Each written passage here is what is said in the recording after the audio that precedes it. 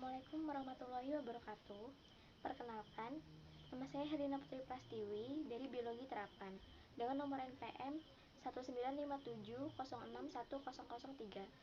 Nah, kali ini saya akan memberikan penjelasan tentang teknologi informasi atau information technology. Nah, yang pertama ada definisi teknologi informasi. Teknologi informasi adalah fasilitas-fasilitas yang terdiri dari perangkat keras dan perangkat lunak dalam mendukung dan meningkatkan kualitas informasi untuk setiap lapisan masyarakat secara cepat dan berkualitas. Nah, jadi teknologi informasi ini adalah suatu rancangan yang dibuat yang terdiri dari perangkat lunak dan perangkat keras atau software dan hardware yang akan digunakan untuk mempermudah pekerjaan manusia. Nah, jadi software dan hardware ini akan mempermudah pekerjaan dalam bidang apapun yang memerlukan teknologi informasi.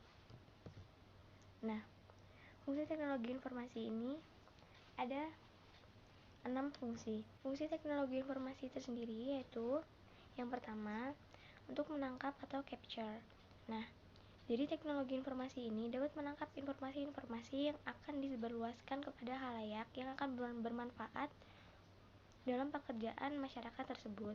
Lalu yang kedua, fungsi teknologi informasi itu untuk mengolah atau processing. Ya, yang seperti kita tahu, teknologi informasi ini akan digunakan untuk memproses data dalam pekerjaan-pekerjaan yang akan dilakukan oleh masyarakat.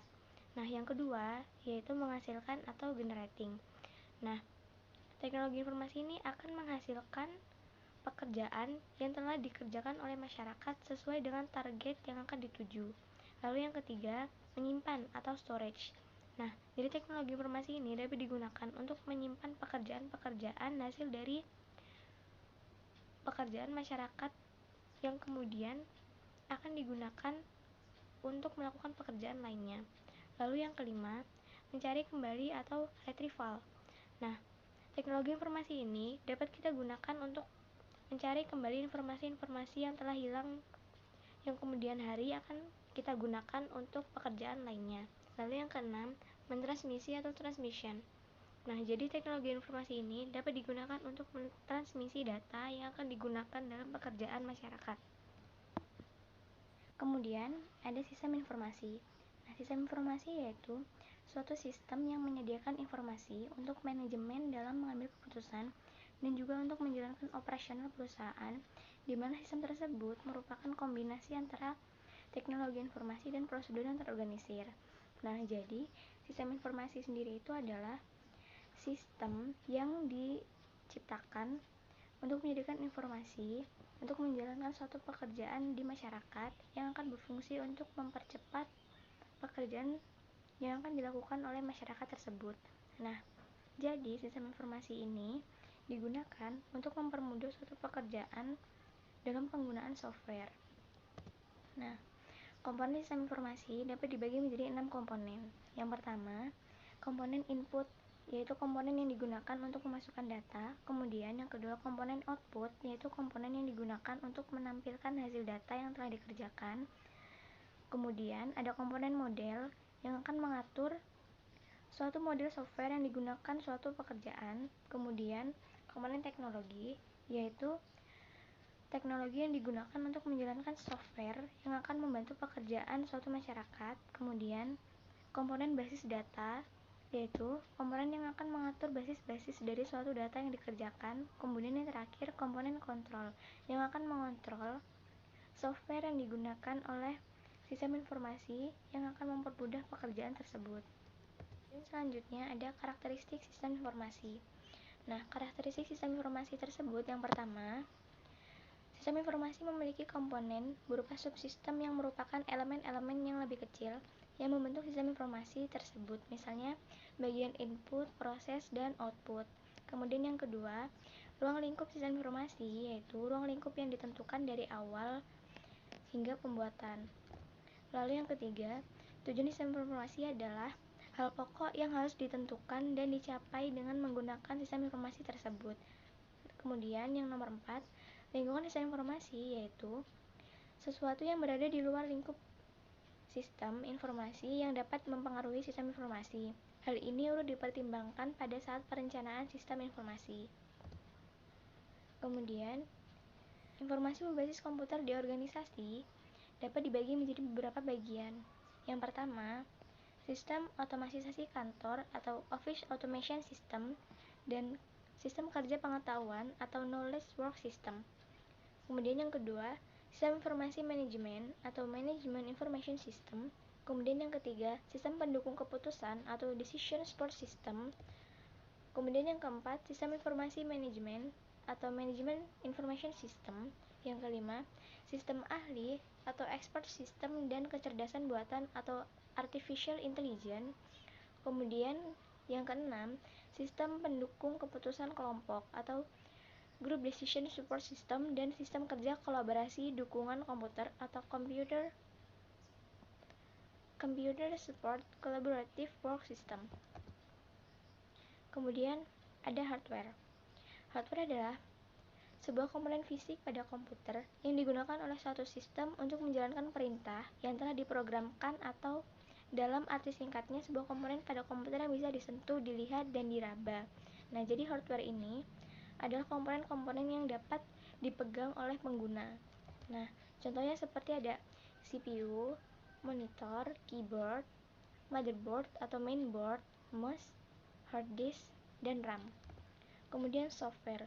Software itu lebih sering disebut dengan perangkat lunak, yaitu kumpulan beberapa perintah yang dieksekusi oleh mesin komputer untuk menjalankan pekerjaannya. Nah, jadi si software ini adalah aplikasi-aplikasi yang diciptakan untuk mempermudah suatu pekerjaan, yang kemudian aplikasi tersebut akan dijalankan oleh pengguna melalui hardware.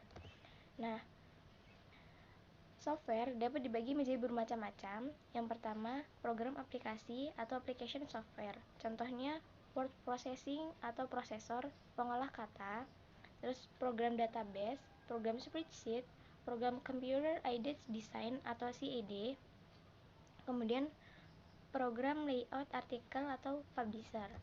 Kemudian word processing atau pengolah kata itu contoh aplikasinya WordStar Professional, WordPerfect, CWriter, Microsoft Word, dan WordStar. Kemudian program database, contohnya DBase, Fox Pro, dan Microsoft Access. Kemudian yang keempat, program spreadsheet itu ada Lotus 123, Microsoft Excel, Quadro, dan Supercheck.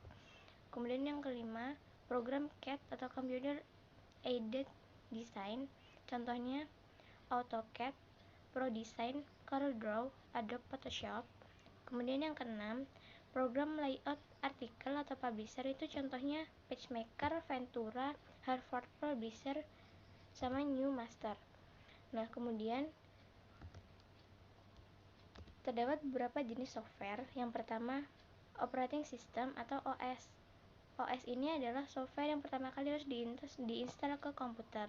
Nah, fungsi dari OS itu mengelola hardware dan software yang ada pada komputer. Kemudian yang kedua, aplikasi program. Software ini dibuat untuk tujuan tertentu. Maksud lain dari penciptaan software ini untuk mempermudah pekerjaan manusia. Jadi aplikasi atau program ini diciptakan buat mempermudah pekerjaan masyarakat tadi yang akan dijalankan melalui hardware oleh pengguna.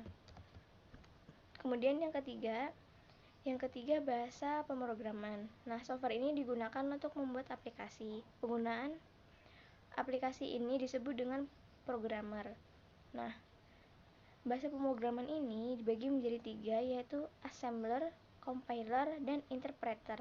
Assembler ini perakit, jadi dia yang merakit bahasa pemrograman. Kemudian compiler itu yang akan menggunakan bahasa pemrograman, interpreter yang akan mengembangkan bahasa pemrograman.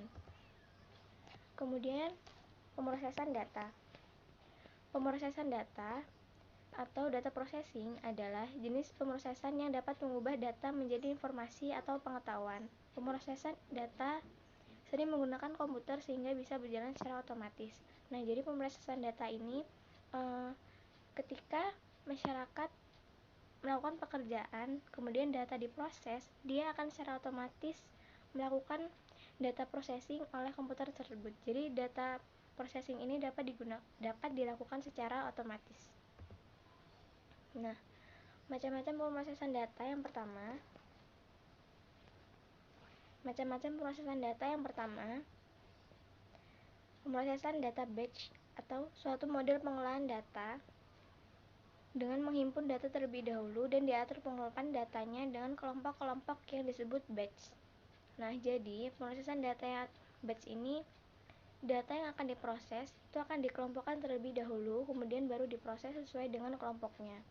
Kemudian yang kedua, pemrosesan data online, yaitu sebuah sistem yang mengaktifkan semua peripheral sebagai pemasok data. Nah, pemrosesan data online ini ada dalam kendali komputer induk. Nah, jadi pemrosesan data online ini dilakukan dengan mengaktifkan semua sistem pemasok data, kemudian ada di dalam kendali komputer utama. Kemudian real time system disebut juga dengan sistem waktu nyata. Sistem yang ini harus menghasilkan respon yang tepat dalam batas waktu yang telah ditentukan. Jika respon komputer melalui batas waktu tersebut, maka jadi degradasi performansi atau kegagalan sistem. Nah, jadi real time system ini harus menghasilkan respon yang tepat waktu. Nah, sehingga ketika kita telat dalam merespon sesuai batas waktu tersebut, maka akan terjadi kegagalan sistem dan kita harus memproses ulang. Kemudian jaringan dan keamanan data. Nah, sistem keamanan jaringan komputer, sistem yang digunakan untuk mencegah dan mengidentifikasi pengguna yang tidak sah dari jaringan komputer. Langkah-langkah pencegahan membantu menghentikan pengguna yang tidak sah yang disebut dengan penyusup untuk mengakses setiap bagian dari jaringan komputer. Nah, terdapat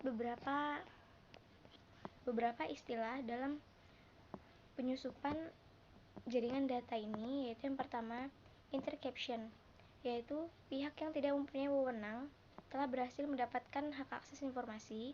Kemudian yang kedua, interruption, yaitu penyerang telah dapat menguasai sistem tetapi tidak keseluruhan, admin asli masih bisa login. Kemudian yang ketiga, fabrication, yaitu penyerang telah menyisipkan objek palsu ke dalam target.